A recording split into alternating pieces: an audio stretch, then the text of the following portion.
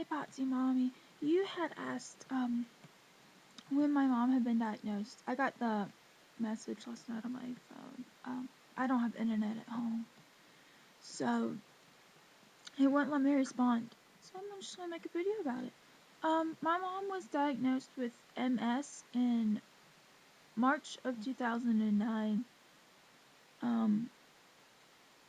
So a little over 2 years ago, not that much, but a little over 2 years ago. She's a lot worse than what we would thought of she would have been in 2 years after being diagnosed with multiple sclerosis or MS. But she had started having symptoms before she got diagnosed. She was having a lot of problems controlling her legs, and it took them a while before they actually got a diagnosis. And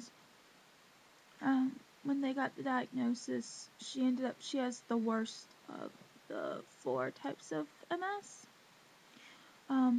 She will never go into remission, and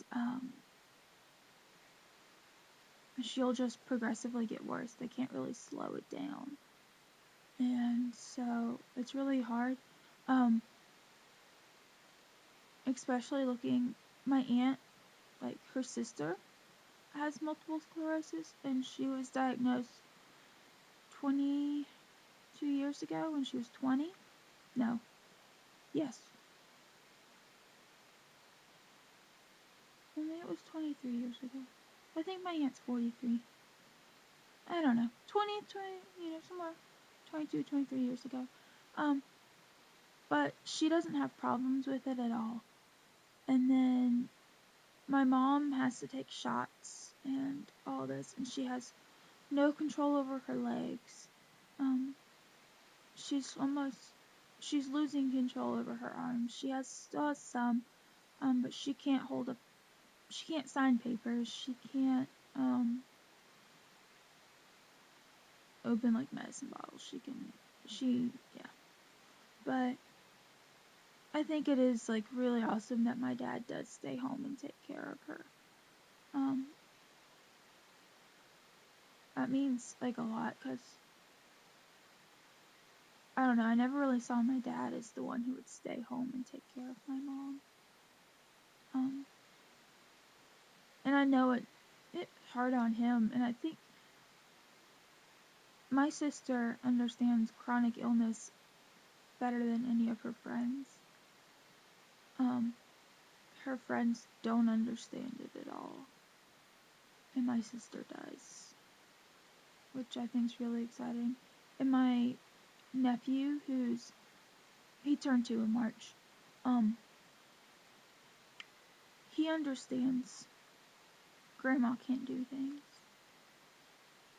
and it breaks my heart to, like, he noticed this while he was crawling. At this point, my mom could still, like, walk out to her desk without she was, like, still having problems, but she could at least walk out, and she could go to the kitchen, and she could help cook dinner if she wanted to.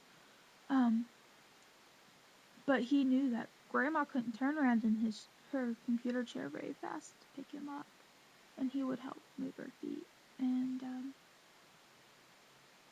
he'll help her now too. He'll come in and he'll rub her legs, and he'll help her, like,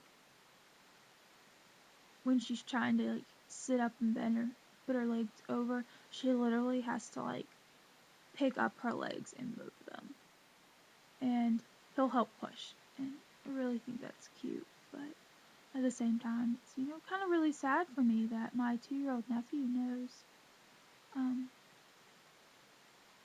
he has to help Grandma. But at least he'll understand what it is like to have, interact with people who are chronically ill. And I mean, in my mom's case, she's just getting worse really fast. I mean, MS does not just affect, like, your walking or, like, your muscles. like, she has really bad memory problems. I have the same conversation with her sometimes 2 or 3 times a day. So, I mean, it gets hard. And then, like, you were saying it's really hard,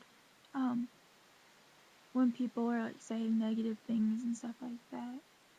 And that, I mean, that makes me feel really bad. Like, the other day, I snapped at my mom.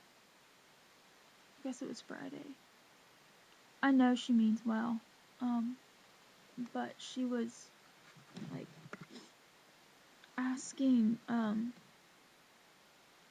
like, every day she asked me how I feel, and, you know, that just got really old, and I just, like, snapped.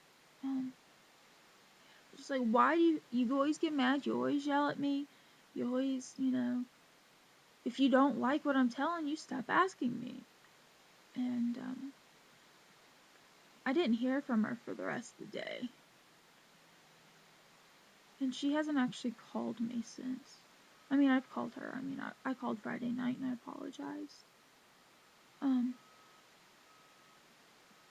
But she hasn't called once. And, like, she hasn't, um,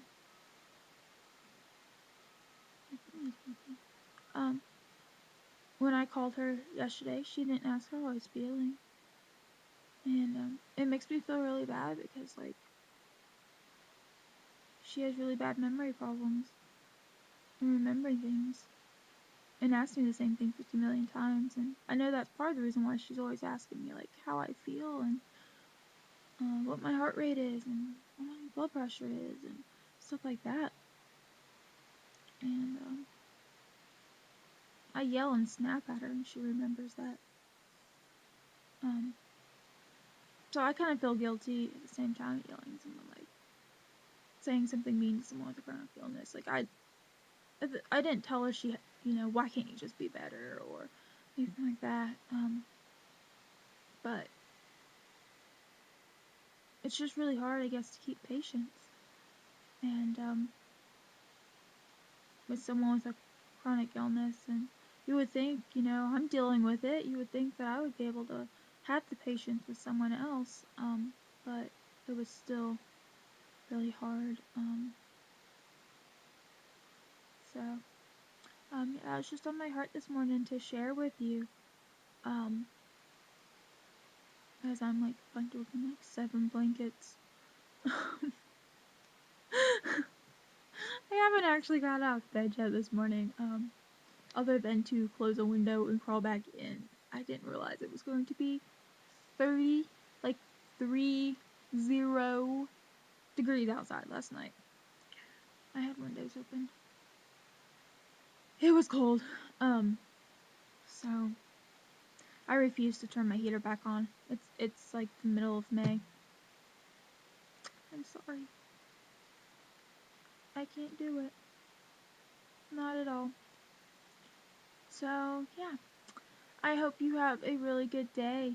And I'm sorry this camera's really dark because it got cloudy, I guess. The sun was out a second ago. But hope you're having a good day, and I will talk to you later.